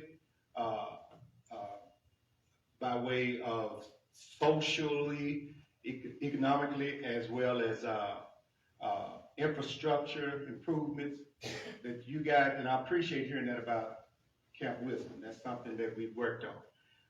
EB5 Visa Fund investment. EB5 Visa Fund investment. I see y'all writing that down, but that is certainly, you want to take the, okay. Okay, well, this is important because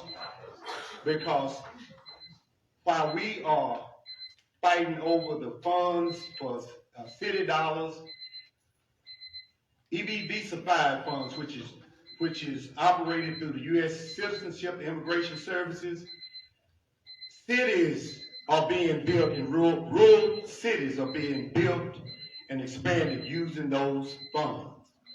So I would encourage you all to explore and to also put a person on your staff to deal with that, because that way you deal with a lot of the woes in our community, the infrastructure, the housing, the development. I just asked. You can very you get the right thing.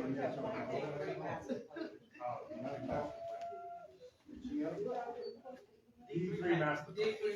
The question was master plan. Yeah, that was master plan. Is there a master plan? Visa Fund investment.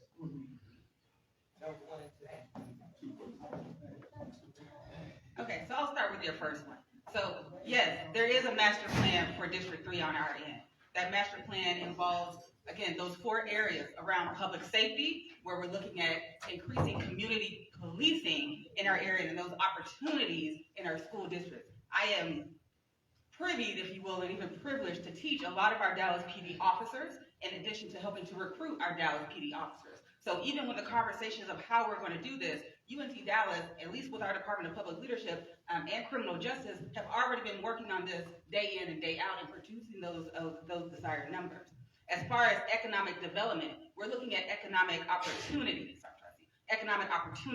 We're working with nonprofits, the private sector, and other public organizations in order to bring in those resources to skill up and equip our residents with the necessary resources. Again, with the third point, looking at access to home ownership. As you already heard previously, a lot of the conversation is around rental.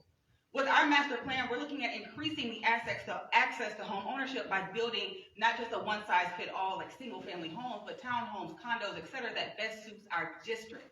We have a vision for District 3 as far as economic development, even in looking at 2929 Southampton as an economic engine. And you're absolutely right, going to your second point, looking at what we can do with these external funds and federal funds. Now, I will say this, again, as a scholar in the field, it's dangerous to rely on federal funds. But if we're using it in the sense of infrastructure, things that they cannot take back, like bridges, roads, broadband, or internet, things of that nature, then that's fine. But again, we have to start working with our private stakeholders, other local, county, public organizations, as well as nonprofits to see our way out of this. And that is the master plan and the vision that we see in bringing the light to District 3. Thank you. Thank you for that question. It's hard to say what the plan is when it's already being executed. And I have to take a step back and talk about what we've already been able to accomplish. All those different housing types, those things are happening around the district. And again, I need to tell you where they're happening, and stay tuned because I'm going to start having some housing meetings to talk specifically about where those projects are happening. But they're happening already. The Public Improvement District down Camp Wisdom, that is a part of the plan. Those things are already happening. When you look at what the opportunities are with the Dallas Executive Airport, you have Mountain View that's getting ready to move over there. You have an aircraft mechanic business that's over there. The economic development, conversations about moving chip development, things like that. The economic development is already there. It's now a matter of executing. In these first 2 years, we sit up and had to get an assessment, really, to look at what's happening. What have I inherited? What gets your attention? What are those things? This second time around, this is that execution phase. This is that time where we can look at the opportunities that are happening, all of the housing developments that are happening, the economic development that can happen down Ledbetter, going towards Keys. Those are where we have the flexibility for the different housing types and all that. Addressing the crime, the youth, and again, making sure the crime intervention for the youth. The truth is, crime has gone down 6.8%, but what do we do to make sure people feel that? And that comes with some of those programs that are threatened. But again, that 62% of public safety, we need to make sure that some of those programs are being moved under there. This is a strategy, y'all. This is not, somebody said earlier, this is not business as usual. This is about preservation. We can build and preserve at the same time. And I'm telling you, I'm here to do that. So again, you talk about that, there's strategies, but we also have things that require our attention right now. And that's what we're working on.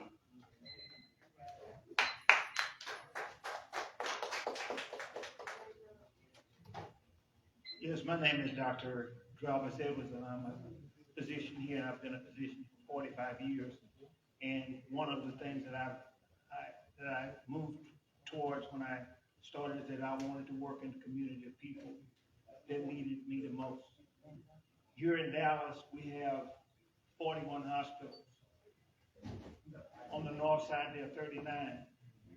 On the south side, there are 2. So there's not a debate whether we need a hospital. The diabetic population, 675,216, is the highest diabetic population in the United States. There's 126 churches in that zip code. So what do you actually have? A lot of complications. Of the 5 reasons people go to the hospital, diabetes is tied to all 5 of them.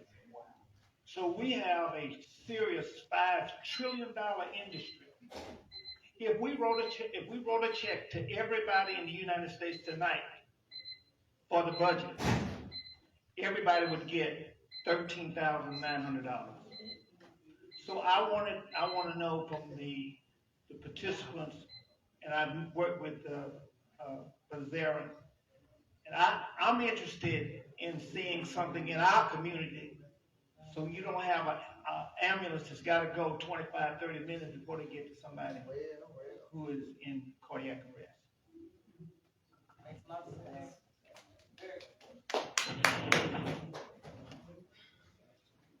Well, thank you, Dr. Edwards, for that question. And I'll just have to say full disclosure, Dr. Edwards, when I was working for the city of Dallas, his facility was one of the last economic development deals I was able to work on over at Glendale Shopping Center.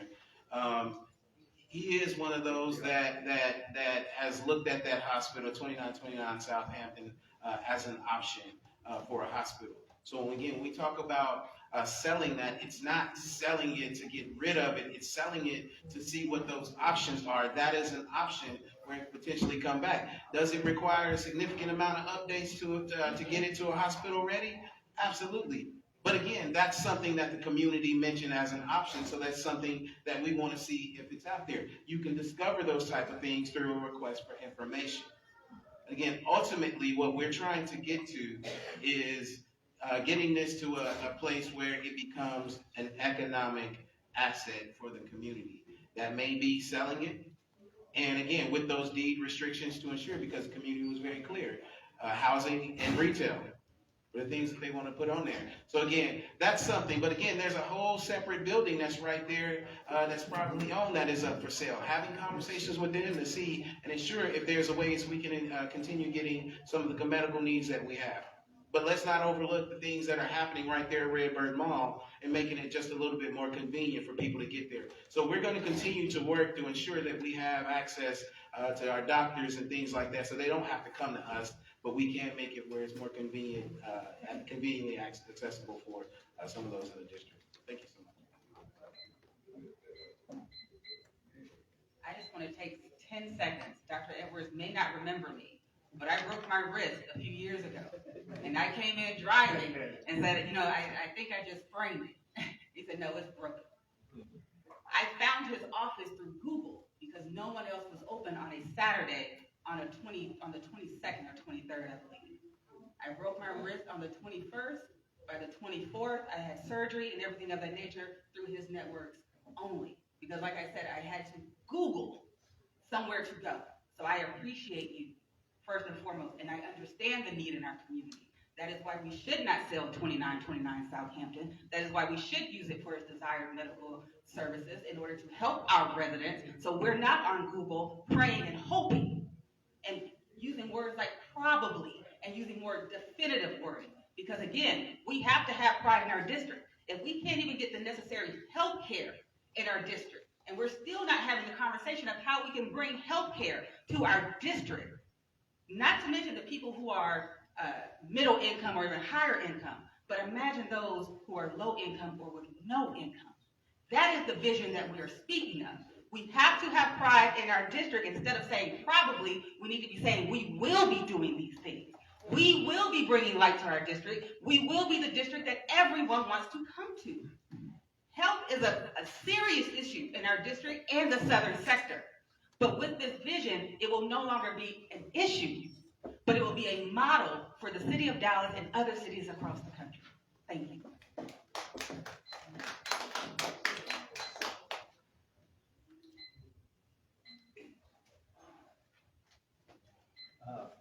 A more specific set of redistricting questions. Basically, in 2021, map 040 that was in the final selection basically created districts that were 9 minority districts, and 4 were Hispanic, 4 were Black, and the 5th one could go either way. So that's what is possible in this city, at least in the 2020 map. Who knows what 2030 will be. But the issue is, and that leaves 5 Anglo districts, for the first time in history, the minority. I mean, that's long overdue. Do you know only 16% of the children in this town are Anglo, non-Hispanic? 16%. Why does our city council look the way it does? Anyhow, the two districts I want to talk about. One surrounds Hamilton Park that should be a black district. It has a 51% voting population that is black, and only 20% is white, and the other minorities are in between. Then the other district is District 8, which should be a broken compact, and the east end of District 8 basically would allow a Hispanic district to be created. So that's a Hispanic district that is fragmented. If those two districts could be fixed and the communities would support it, would you support that happening?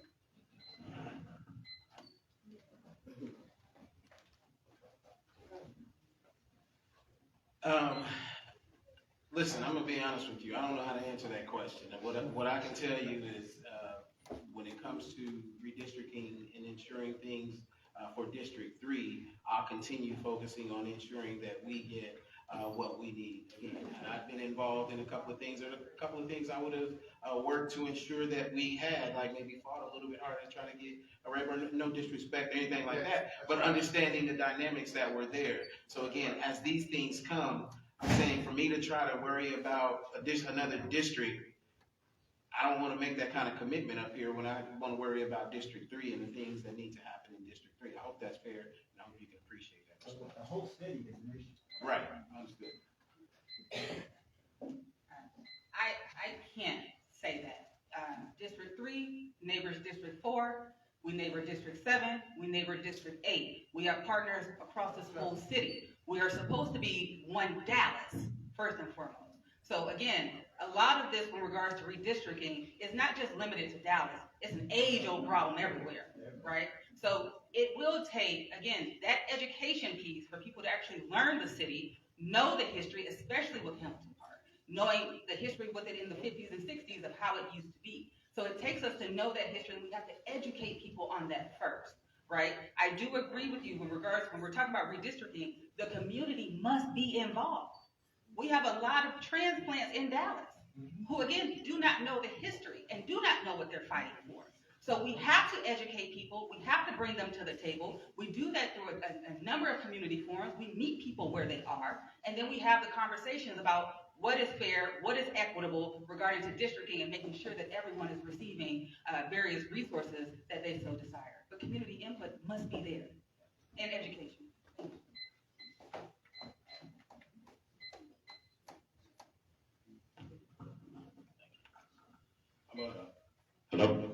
I'm gonna give a little context. My name is Jonathan Maples, and I hail from one of the 4 historically black communities north of 30, Elm Thicket, North Park.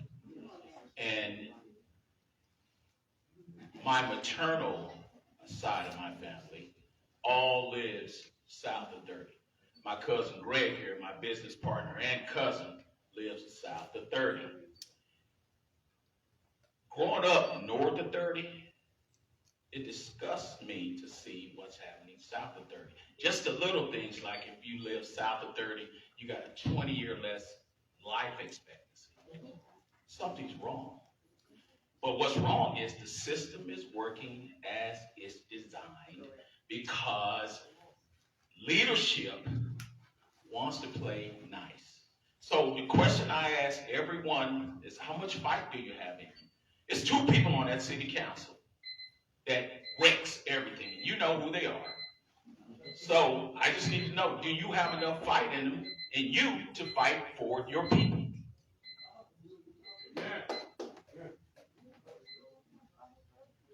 I can appreciate that question. During my first term, I didn't want to come in assuming. I have 16 years of experience working for the city of Dallas. I served as the president and chair for the Public Facilities Corporation, and I was also the Planning and Zoning Commissioner for the city of Dallas, for District 3. I brought that to the table, but I didn't want to come in assuming I knew everything, so I did. I sat back and I observed and I watched and I learned and I listened and heard from different people from the district, it's not in the district, up north and over, and I asked questions so that I could make sure that the thoughts, am I thinking this through correctly? Am I making sure what I'm seeing, is that really what's going on? And sometimes you don't want to come out too fast. So to answer your question, after the observations, after going through and executing on some of the things that we've been able to accomplish, the short answer is yes, absolutely, I'm ready to fight. And this is going to be a different fight because at this point, I said it earlier, we can't afford to be quiet anymore. There's a pressure that's coming. The usual division and divisiveness that we have, district to district and all of that, there's no more room for any of that.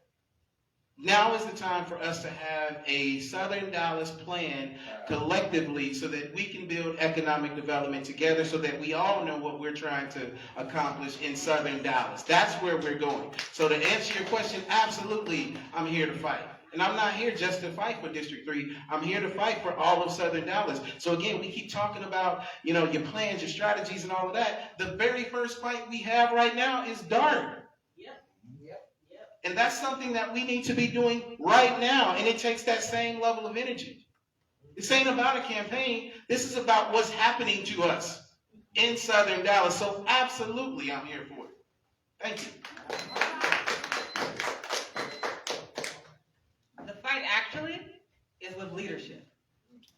If we do not change our leadership, it is going to be business as usual because it has been business as usual. We have to stir up and shake up and destroy the culture that has already been created in order to fight these issues that many of us have been fighting. Now, I don't have 16 years of working with the city of Dallas, but I do have almost 2 decades of working with various cities within our country. And I have worked on projects around senior developments, affordable housing, economic development, transportation and infrastructure. To know that the fight starts now. The fight continues with those who have already been fighting. I don't need to sit back and observe. I've been here with the pain and struggles already. I have been communicating with my community, not just District 3, but some of you are in here from District 7, District 8, District 4. This is not a game. We have been making these plans. We have been putting in the effort. But when you have opposition from leadership, dismantling the hard work that we've been putting in. There are people who've lived in District 3 for over 50, 60, 70 years, and they're still fighting. They're not enjoying their retirement. So to say that we're going to sit back and observe and kind of listen to, we've been doing that, and that has gotten us nowhere. I am bringing the light to District 3, and it starts with leadership, which we so desperately need. Thank you. How y'all doing? My name is Harrison. I am from District 3, but I live in District 4. My mama still lives in District 3. Now, I have a very simple issue, and it's something that's simple, but it's very important. Every time I go somewhere through any of these southern districts, you can always find some of the most pernicious potholes. And this may seem like a small issue until you start to add up how much it costs to get your tires fixed, how much transportation costs. Everything is already expanding, and the federal government is already not helping us. So what are your plans to fix some of the most pernicious issues on the roads right now for infrastructure, and not just streets, but also sidewalks where people walk for safety? Thank you. I'll give you an example of that. I appreciate that question. In this 2024 bond program, what you've seen is a lot of the allocations. Some of those allocations from an infrastructure perspective went towards our erosion control, our creeks and things like that, because that was a necessary thing. And in other areas of the district, it was required street repairs, alley repairs, and things like that. So what you've seen already is things happening over in Singing Hills area where the streets have been neglected for a while. So construction is now starting over there. Over on the other side near Kimball, you're going to see alley constructions already happening now to address those things. But again, it's ensuring not that we just get the dollars, but actually making sure that they're activated and you actually see people out there on the streets working and doing the work. Again, I've had the opportunity to go to some of those areas. Again, you talk about being in the community, to look at some of the work that even when the projects start, over near the Park in the Woods, that neighborhood over there, they were getting their streets redone, but it was a terrible job. I could look at that and see that there was a terrible job.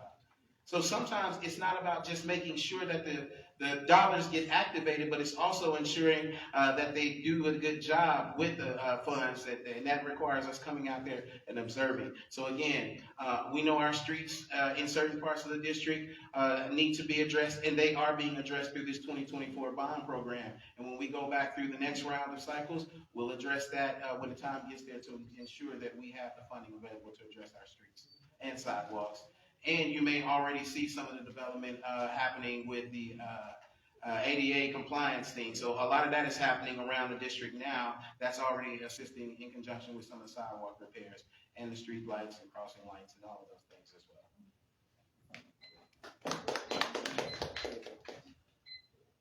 So the issues with our infrastructure has not happened overnight, right? These are age-old problems, years and years. My daughter is usually riding with me. She's 8, so I can't use the words that I would normally use when she's not in the car when I do hit a pothole. But I say this to say, a lot of the developments that we are having in District 3 are not smart developments. When I served on the Housing Finance Corporation, one of the top things that we made sure to stop was the overuse of low-income housing tax credit unions, i.e. multifamily units in our district. I stopped it at 21. When I came off the board, it has risen to 28 as of today. That is excessive.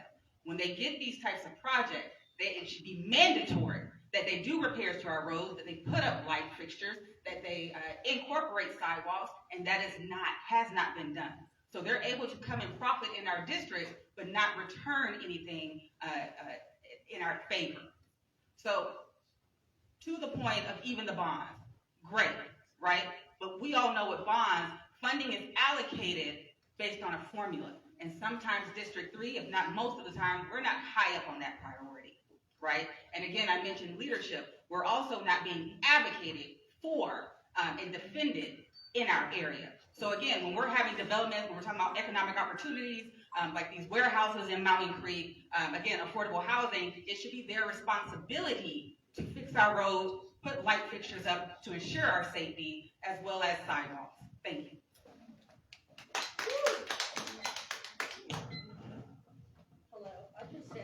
Good evening. 2 quick questions. When y'all consider Southern Dallas, would y'all consider us in Pleasant Grove? Because we are still part of the city. And also, it's tied in together. When whoever wins, I wish all y'all the best of luck. Well, y'all, I know you have to make decisions for your district serve. I served on the park board. But some of these decisions that some council make, it affects us directly. You know, and we don't want Greg Abbott and all them in our business. We need council to stand up and show leadership. Some of those resolutions, you know, it's not going anywhere. Those of us who are involved in politics understand. We want you all to get to the business for us. Stop with those BS resolutions that don't mean anything. It's a lot of fighting. I sat there 5 hours on a resolution we know that's not going anywhere. Now we're tied up in a lawsuit. So I'm asking you all, if you win, and I'll probably ask everyone else, will you show true leadership? And sometimes that's doing the right thing, not just for your district, but for all of us. Thank you. We're going to use that question, and you can tie that into your closing statement. So what I got from your question is, are you willing to do the right thing? Are you willing to stop wasting people's time? Are you willing to collaborate with other districts? The answer to that is absolutely resounding yes. I have proven time and time again that that's the type of leadership we need, and that's the kind of leader that you find in me. When I am elected on May 3rd as your councilwoman for District 3, what you will be seeing is me and my family, as many of you have seen on the corridor, picking up trash in our community, because calling 311 sometimes isn't effective or timely. What you have seen of even me and my family, or even friends, is knocking on doors with our seniors, making sure that they're okay if we haven't seen them at church, or we haven't seen them in the community tending to their yards. What some of you have seen, if you're in District 7, is us creating urban gardens, urban farms, because you haven't been able to get a grocery store, or we have to drive 20 miles plus to find fresh quality food. What you have seen me do is advocate for affordable housing regarding to access to home ownership and helping with credit repair, underwriting, things of that nature to help our youth and even our seniors stay in their homes and educating them even on property taxes and appraised value. So when we see our taxes go up, we know what that means and we know how to fight it. I've already been doing this work. I haven't had a camera in my face by any means to show the publicity of this, that, and the other, because it's not glamorous, but it's the right thing to do. I am Dr. Jessica Lightbourne. I'm the second option on your ballot. I will be your next City Council representative for District 3. I will be someone you are proud to say represents my district, as I am proud to be in my district to represent and fight for all the residents in my district, as well as the southern sector as a whole. Thank you.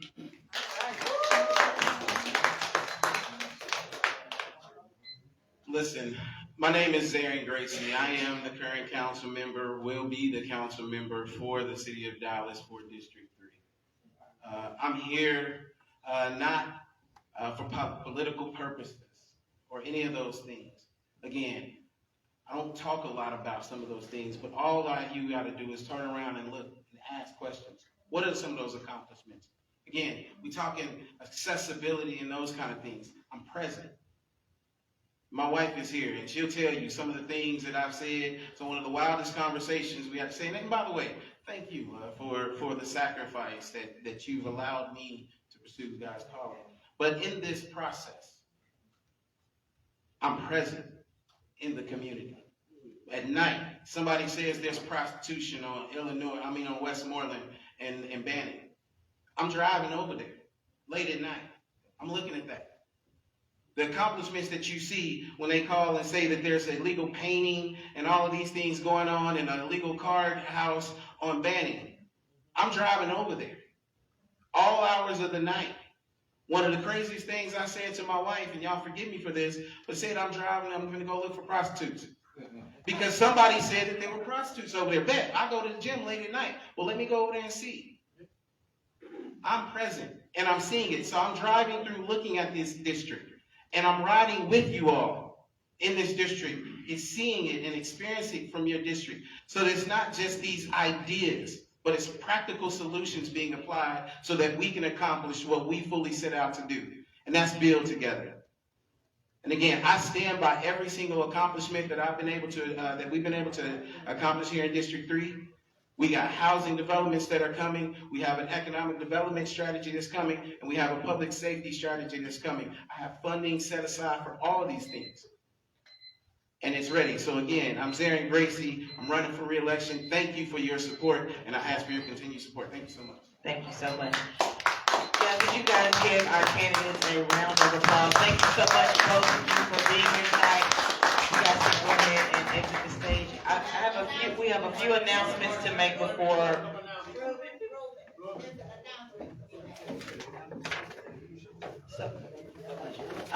We know that there are a couple of organizations that will be hosting additional forums. If you would come. Greetings and salutations, everyone. My name is Ruben Leo Griffin. I humbly serve as the president of the Dallas-Fort Worth Urban League Young Professionals, and we'll be collaborating with other voting coalitions, including March to the Polls, Somos Tejas, Our Vote, Our Voice, Not My Sons, Hip Hop Caucus, and the African American Leadership Institute to host candidates and conversations on April 16, 2025, 7 p.m. to 9 p.m. at 4 Oak Cliff Recreational Center at 907 East Ledbetter Drive in Dallas, Texas. This will be an opportunity for us constituents to have a one-on-one conversation. I know this tonight was a great panel conversation, but if you want to continue the conversation, make sure you get your questions answered.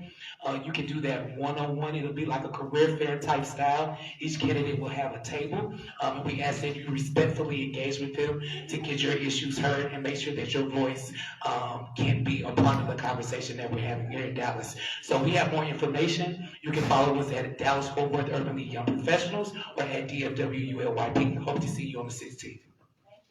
Thank you, Ms. Bell. Shout out to Ms. Bell and the Dallas Examiner. I love her. three represented? Yes. All four, great. Those that accept the invitation, all have received the same invitation, just in this time. So 7, 8, 5, and 4. Yes. Good afternoon. This was a great forum, and I'm glad to be here and to have been a part of it. My name is Gail Terrell, and this is an invitation for anyone that lives either in District 8 or somewhere else, but it's a forum for District 8 that's being put on by Kleberg Homeowners Association, as well as all of the other associations in District 8. It's gonna be at Fireside Recreation Center, which is 8601 Fireside Drive, and it's gonna be this Saturday, the 22nd, from 12 p.m. to 2 p.m. So you're all invited, and this is for candidates of District 8, but anyone is welcome to attend and participate. Thank you so much. All right, next, we will be back here next Monday for, the DID, the school district. Please, please, please be here next Monday, that's March 24th, I believe so. Thank you all again so much for another successful Monday Night Politics. Thank you guys. You can find this recording on the Dallas Examiner website as well as the Dallas Examiner Facebook page. Thank you all again so much. We will see you next Monday. Good night.